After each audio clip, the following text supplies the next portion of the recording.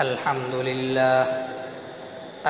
لله نحمده ونستعينه ونستغفره ونؤمن به ونتوكل عليه ونعوذ بالله من شرور أنفسنا ومن سيئات أعمالنا من يهده الله فلا مضل له ومن يضلل فلا هادي له ونشهد أن لا إله إلا الله وحده لا شريك له ونشهد أن سيدنا وحبيبنا ومولانا محمدا عبده ورسوله صلى الله تعالى عليه وعلى آله وصحبه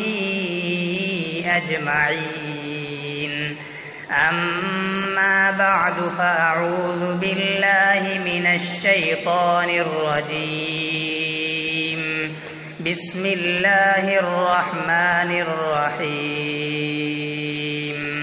لن تنالوا البر حتى تنفقوا مما تحبون وقال تبارك وتعالى إن أكرمكم عند الله أتقاكم صدق الله مولانا العظيم.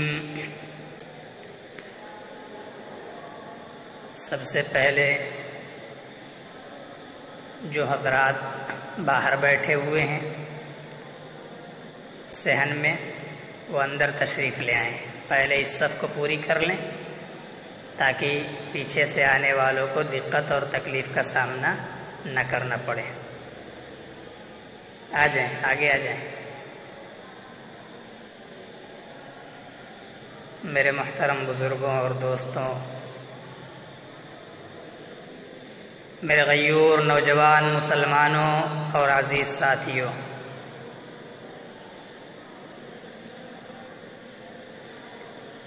ماشاءاللہ آپ کے علاقے میں، آپ کی اس جامع مسجد میں دوسری مرتبہ آپ حضرات کے سامنے کچھ قیمتی باتیں کہنے کا موقع ملا کہ میرے لیے بڑی سعادت اور بہت ہی خوش بختی کی بات ہے.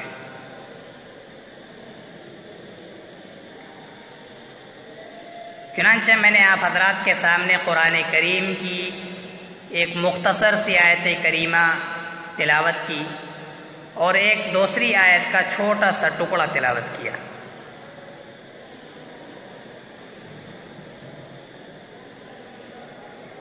آیت کریمہ کیا تھی؟ آیت کریمہ مال خرچ کرنے کے بارے میں نازل ہوئی. اللہ تبارک و تعالی فرماتے ہیں کہ تم لوگوں کو جو سب سے زیادہ پسند مال ہے، کیونکہ عام طور سے لوگوں کو مال سے لگاؤ ہوا کرتا ہے، مال سے ایک رغبت سی ہوا کرتی ہے، اس لیے اللہ تبارک و تعالی نے فرمایا تنفقوا مما تحبون، جو تم کو پسند ہے مال اس میں سے خرچ کرو. لیکن آج ہمارا کیا حال ہے؟ ہم سوچتے ہیں کہ ہمارے مال سے ایک پیسہ بھی ادھر ادھر نہیں جانا چاہیے، نہ جائے بہتر ہے، ہمارا مال پورا کا پورا ہمارے پاس موجود رہے. لیکن ہم یہ بھول جاتے ہیں کہ اس مال میں اللہ تبارک و تعالی نے ہمارے علاوہ اور لوگوں کا حصہ رکھا ہے، جو حصہ ہم لوگوں کو دینے کے لیے ہم کو ملا ہے، لیکن ہم وہ حصہ اپنا سمجھتے ہیں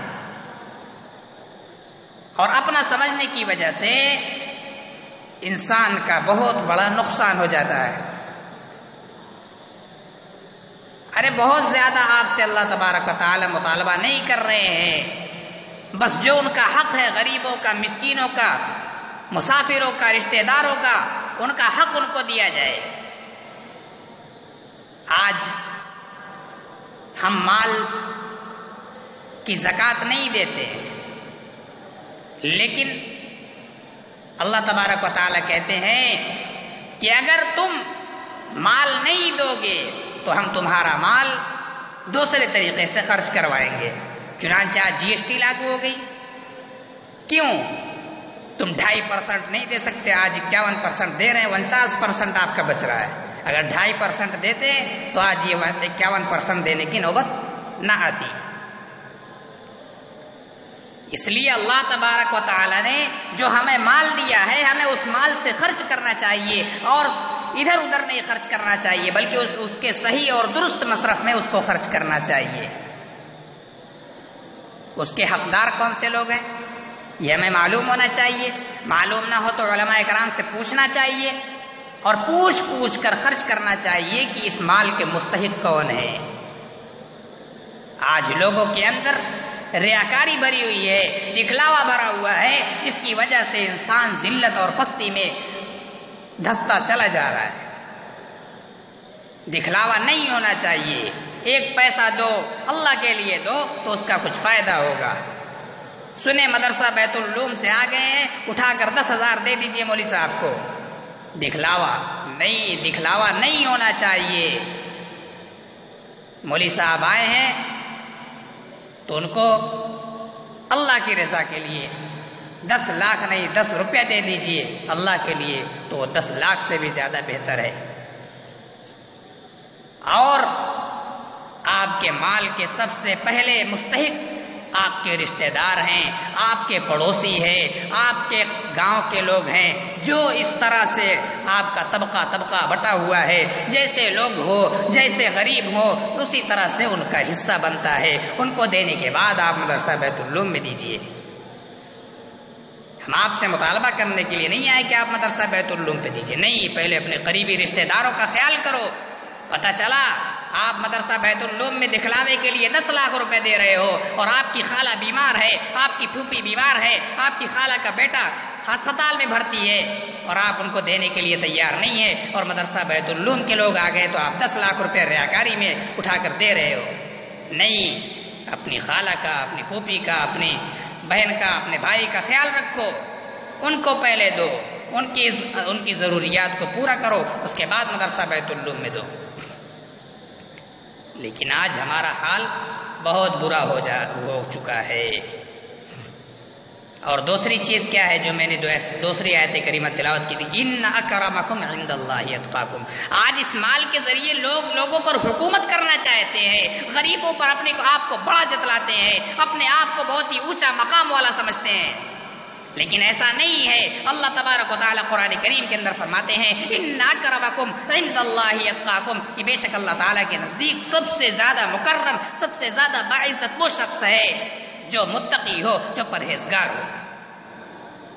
لیکن ہم یہ سمجھتے ہیں کہ ہمارے پاس گاڑی ہے، ہمارے پاس بنگلہ ہے، ہمارے پاس دھن دولت ہے تو ہم سب سے بڑے باعزت اور ہم سب سے بڑے نیک اور متقی ہو گئے۔ نہیں، اس طرح سے کوئی متقی نہیں ہوتا۔ متقی وہ ہے جو اللہ تبارک و تعالیٰ کے احکام پر، اللہ تعالیٰ کے بتائے ہوئے طریقے پر، اللہ تعالیٰ کے دیے ہوئے مال کو اس کی راہ میں خرچ کرے، اور اللہ تعالیٰ کی تمام بتائے ہوئے طریقے کو اپنے اندر سمیٹ لے، اور نبی علیہ الصلاۃ والسلام کی سنت پر چلنے والا ہو، پوری کی پوری سنت پر عمل پیرا ہو، وہ ہے متقی۔